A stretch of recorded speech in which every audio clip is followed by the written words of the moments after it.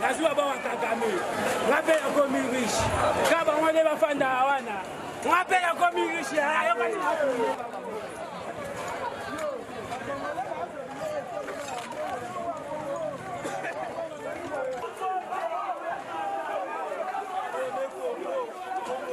Tiamo makolotia.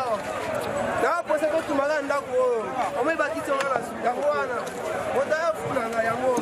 Na mboga na ngala. Semade. Simba ngombe yako kera. Ngoti changu.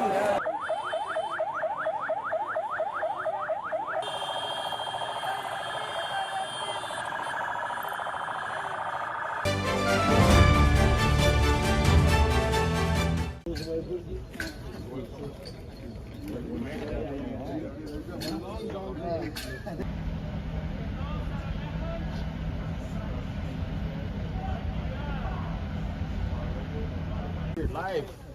Facebook live.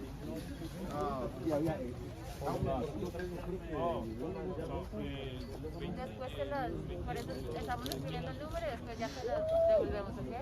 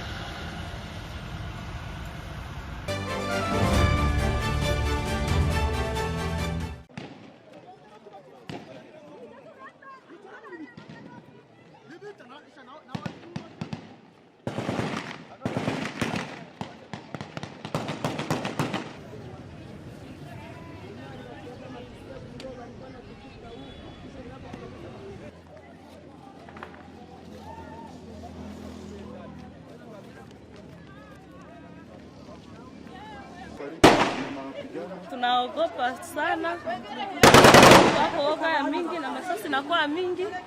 Yule yetu madifesa, tuko katikati ya madifesa.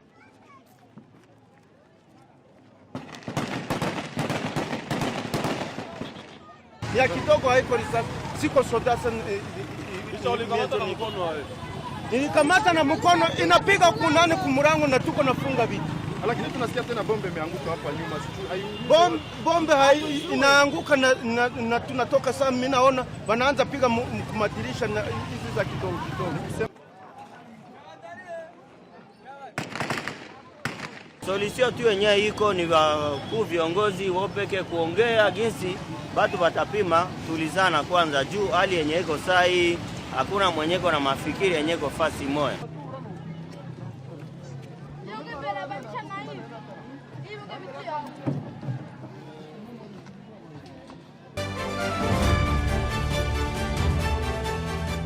The escalating conflict and deteriorating situation in Eastern Democratic Republic of Congo are a grave concern to the people and governments of East Africa. Noting the worsening humanitarian crisis exacerbated by ongoing military actions, including the closure of airspace in Goma, I call for the immediate and unconditional cessation of hostilities.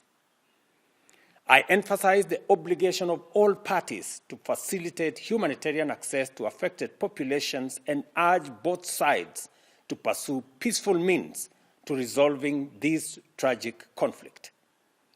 These alarming developments, coupled with rising diplomatic tensions in the region, underscore the urgent need for peaceful resolution to a conflict that continues to inflict untold suffering on the people, particularly women and children. As the current chair of the East African Community, Kenya is aware of the region's critical responsibility in de-escalating violence and facilitating dialogue between the parties involved. We confirm and firmly believe that a sustainable solution can only be achieved through engagement, constructive dialogue, and a renewed commitment to peace.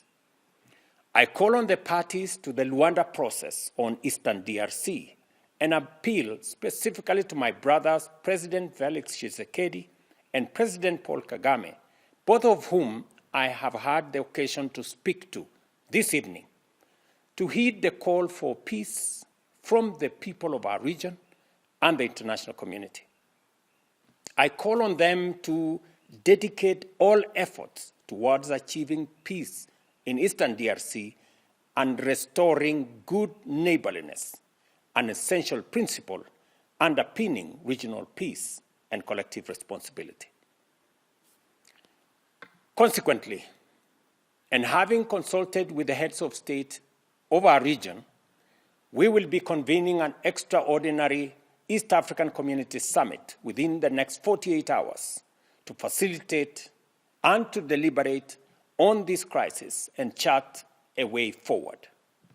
This is in line with the East African Community Summit's decision of November 2024, which called for constructive engagement to address this conflict. I thank both President Tshisekedi and President Kagame for their confirmed participation in this summit. Additionally, the African Union must not remain passive in the face of this escalating crisis. The East African Community stands ready to forge a stronger collaboration with the African Union and SADC, as well as the international community in encouraging the warring parties to prioritize engagement.